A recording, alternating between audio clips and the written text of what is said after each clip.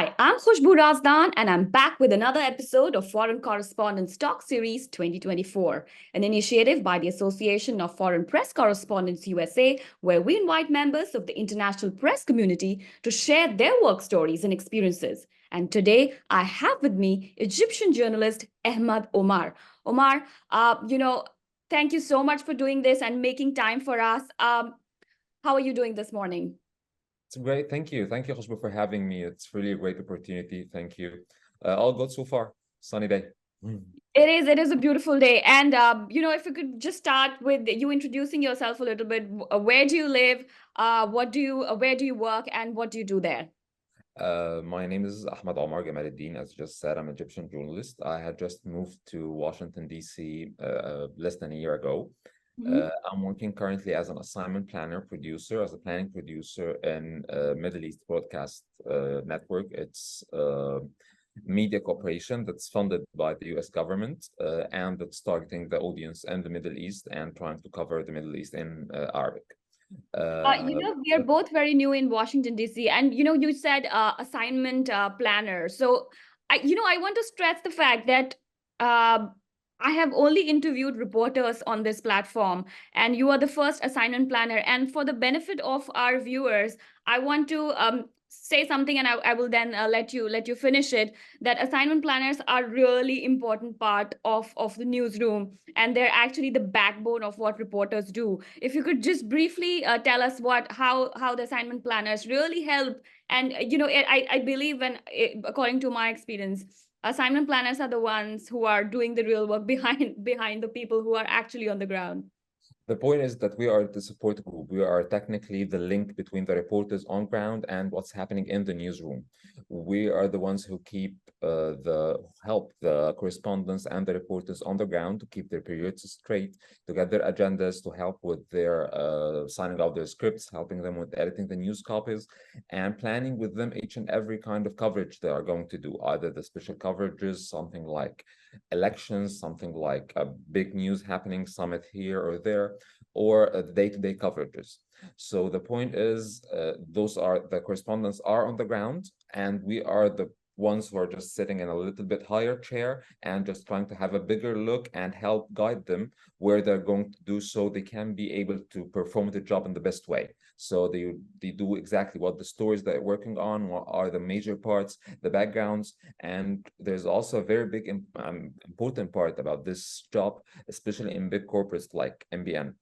Whenever you're having a very big network of correspondents, you have to benefit each one from the presence of the other. So say, for example, if you're having a report to a correspondent in the State Department in DC, you can be feeding him with news and with insights from the other parts of the network in the Middle East, in Europe, and any other parts. So you can have a coherent network that's all working on the same way. And this is the point. And that's the teamwork, and that's how so much Exactly. news is offered and provided on in such quick time and in such short period of time from different parts of the world. Exactly. This is the point of having just the whole environment ready for the correspondent to be able to work either as technical support, editorial support, planning purposes, setting agendas. This is the point, just to have this environment ready for the correspondent on the ground. I had worked as a correspondent many times before, and this is also a very important part that both sides know exactly what's happening. So whenever now I'm sitting on the desk in the newsroom, I know exactly what's happening on ground and vice versa. So this is the point. So, let me go back to the beginning. So, you said you worked as a correspondent as well, but what made you choose this profession? I became a journalist by an accident, but what is your story? Technically the same. It was just pure coincidence. I never dreamt of being a journalist. That was never my target. I have been in this industry now for around 14 years. Uh, when I was a kid and when I first joined the school university, my whole plan was to be a diplomat. And I was studying political science and economics, and my whole plan was just to be a diplomat in a couple of years. I just got an internship when I was in the first year of college in a stock brokerage firm as a researcher there. And it was just breaking the ice with the labor market, just making some money as a student, definitely is a very important part. And I just got excited with working with numbers. One of the people I was just dealing with him on a regular basis was the head of the economic part, the economic section in an Egyptian newspaper. I got very excited about the way how they kept analyzing the numbers and digging into the numbers and just trying to have analytical pieces, going behind scenes, communicating with the CEOs and with the people in charge in the companies. So I just asked him if I can just go for an intern next summer, and I went there. And that's how it all started. This was back in 2007, and I got stuck there. You got stuck with journalism. So, Def- okay. So, you are an Egyptian. So, what is your experience of working as a journalist in Egypt? Specifically because we have heard a lot about freedom of speech being an issue in the country, even to an extent in the region as well. Working as a journalist in Egypt or in the Middle East, it's definitely not a piece of cake. Egypt is witnessing a tough time when it comes to freedom of press and freedom of speech.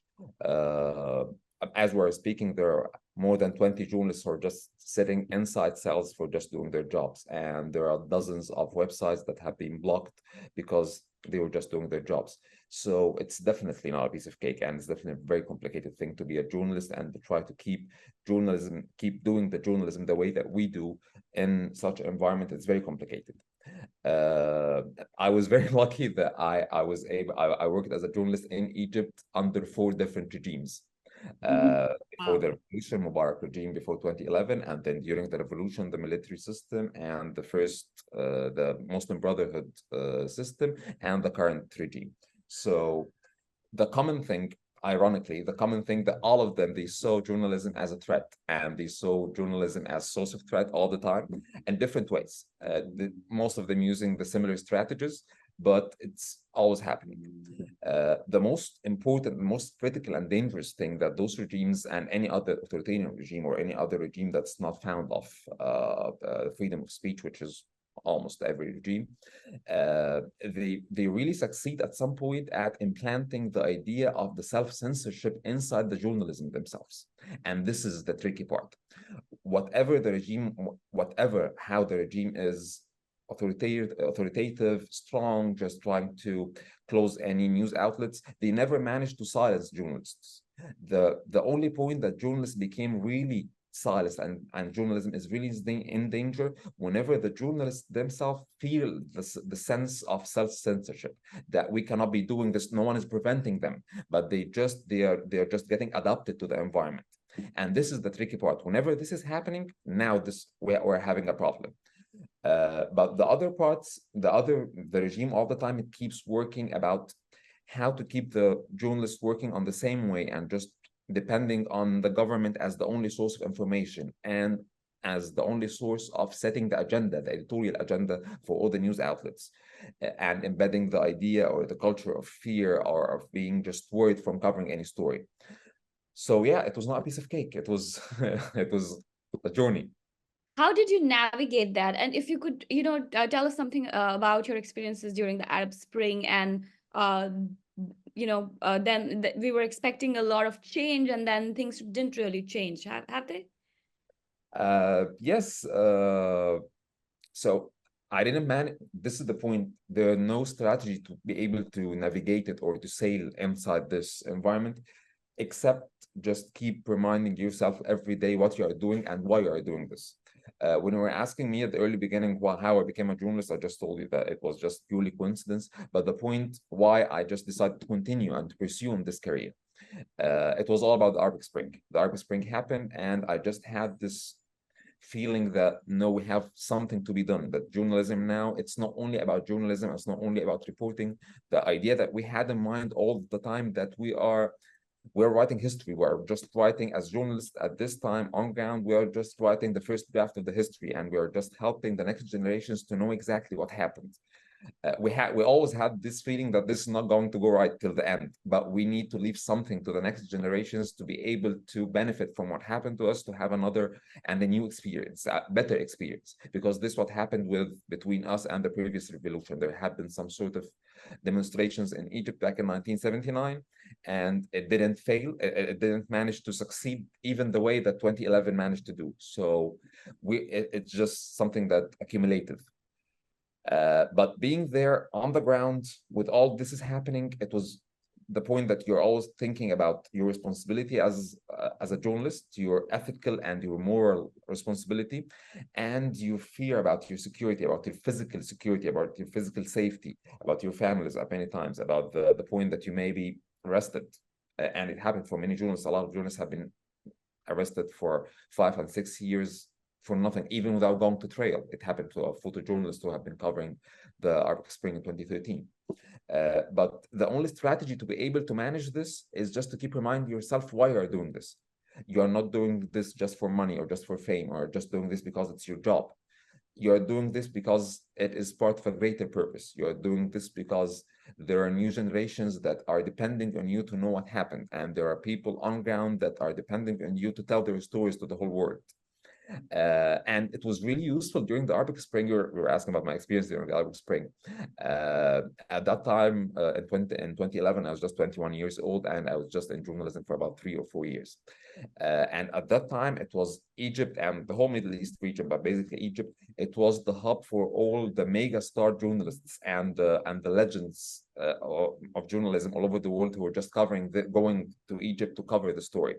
So you had this opportunity to see stars just in front of you, just see people that you can never dream of working with. I had the opportunity to see Christian Ampur on ground, Lise Doucet, Andrew Marr, everyone. I was able to see those people, Seymour Hirsch, Jeremy Bowen, and at sometimes even you were able to work with them, even as a local fixer or as a local producer or as a translator at sometimes. And you got this idea how those people work and how those people who have been doing this job for years and years and have been covering many stories, how they work, and you get the real essence, the real understanding of what is journalism about. This was very useful, and this during the Arabic Spring, the amount of incidents and the amount of accidents and the amount of clashes and the amount of the news stories that we have been covering in 3 or 4 years, and the sense of the importance, the sense of that we are doing something that will be leaving an impact and an instant impact in the political life and the political environment in our country. So it was a great experience, and was an experience that we witnessed for the first and maybe the last time, at least till now, that we feel that journalism is really independent and the freedom, the authority of the freedom itself. Mm-hmm. So you moved from Egypt to London, and then you moved from London to the US. What prompted that move? And to the US, actually, before moving to the US, I moved to London for some time, and then I came back. I went back to the Middle East, to the region, and I was working in Egypt.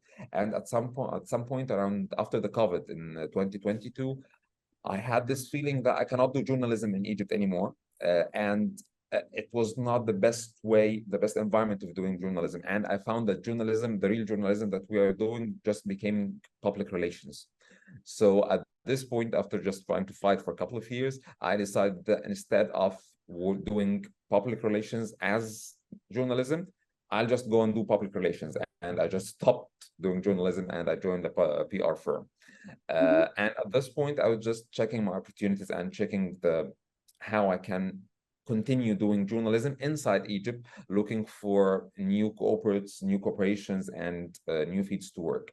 It was also purely coincidence. There was a vacancy here in US, and the corporate I'm talking about, MBN, and I just it was just purely coincidence. It's not planned, and I was not planning to leave Egypt. I had this feeling that at some point I'll have the opportunity to pursue my career as a journalist inside Egypt.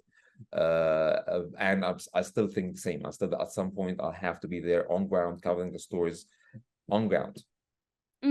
So if you could, tell me What change did you feel when you moved to the US? You said you felt like you couldn't do journalism in Egypt anymore. How is it different? And what are some of the lessons you would take if you said you'll go back to Egypt? What are some of the lessons that you'll take from here and maybe try to apply to your journalism back home? Uh, Maybe the main difference here about journalism, and this was the same when I was in UK, it is the amount of information. And in the Middle East, one of the main skills of the journalist is work while working on ground is the ability to get the information and to get the data. This is we do not have any data in a number of the authoritative regimes in general, other than the Middle East or in any other place. Uh, we have a huge scarcity when it comes to data. You have the main part of a journalist is just try to extract data from sources or from papers, dusty files somewhere in some stock at some point, in some storage room at some place. But the point when you're working here, it's totally different because you just need different skills. There are a lot of data. There are a lot of information everywhere. You just need to have this information. You just need to have the skills how to analyze and how to process those information to get the news stories from. This is one of the major different tactics, journalistic tactics from working on ground, definitely from working on ground to working in the office and working in Middle East and in any other country that is facing some problems with freedom of speech rather than working in US or in the UK. And the other part that when we're working in, and this is a very challenge to any journalist who is just planning to travel outside of his region, either the Middle East or any other region. All the time, whenever we're just back home, we keep thinking that the major stories are the stories that's happening on ground that we can see right now. But the idea about changing the mentality to know that the world is much bigger and you should be just following different aspects from every story, and you can be having the international and the regional levels of analyzing and from getting information. This is also very competitive in order to be able to do this, especially when working on international relations files, covering the international wars or whatever international crisis or international relations and international relations in general. Just having this idea that you should be covering the story from all sides, this is very competitive also, and this is very different from working on limited zones and on ground. Mm-hmm. There is a big event of war happening in the region. Egypt is heavily involved in the relief that's going to into Gaza. It's heavily involved in the negotiations for ceasefire and a prospective peace. What is the advice that you will give to the next generation of journalists, say aspiring journalists, young people in the region who want to pursue a career in journalism, especially bringing out the voices, the unheard stories from the region that's been really wrecked right now, with so much, violence and if I could say hate for each other from all sides. But we are also seeing stories where people are going out and helping each other, but these are stories that are not being really told by the people who are from there or who are witnessing or suffering. It's mostly Western media that's covering, being allowed inside. So what would be your advice to young journalists who want to become storytellers? This is very important. Basically, 2 points when I keep thinking about this. The first thing is what we were talking about earlier about the self-censorship is never allow yourself to fall in this trap, to be ambushed into self-censorship, because this happened without conscious. This all happens in the subconscious, that someone just became the self-censor, the censor on his own work. And the second thing is just to be able to understand and remind yourself all the time of what are you doing and what's the purpose of this. We are not activists at any point, and we are not politicians, and we are not part of decision making at any point in terms of our work, the work that we are doing. Maybe we influence decision making all the time as journalists. This is part of our job, definitely. But our job is just reporting the stories. Our job is reporting each and every story from all the aspects, the humanitarian level, the political level, and different field updates. This is the point. Never forget this, and never got. I know many journalists, especially in complicated regions like those parts in the world where there are problems with freedom of speech, is just you see this fine line between journalism and activism. It always disappear. and you just may at many times you've just found journalists that are going to just forget their job and just go part of the censorship thing we were talking about. Mhm. So those are the main two parts, that whenever you're keeping those priorities straight, you can just go ahead as a real journalist at any point. Would you be interested in training the next, generation of journalists in your country if you given a chance? Definitely, and definitely. And whenever we were back home, we were just trying to do this. Even the civil society was doing a great job at this, because we have a mission, especially this generation that have been able to witness those different regimes and have been able to cover the revolution on ground.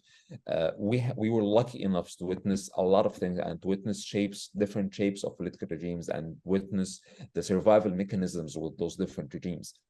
How's just shifting tactics at some points, how just relying on data to be able to deliver stories that's legally correct, and how to deal with the different legal hassles that's going on with the journalism at any point. So yeah, this is a duty, actually. It's not an option, to be able to do this all the time and to be able to pass those experiences to the next generations, so we can be able to feel assured that the next generation is going to be having better luck than ours, and the next one is going to be better. And this is how it works, and this is how civilizations work in general. Thank you so much, Ahmad. Thank you. This was such a rich conversation, and I'm so glad that I invited you and you made time for us.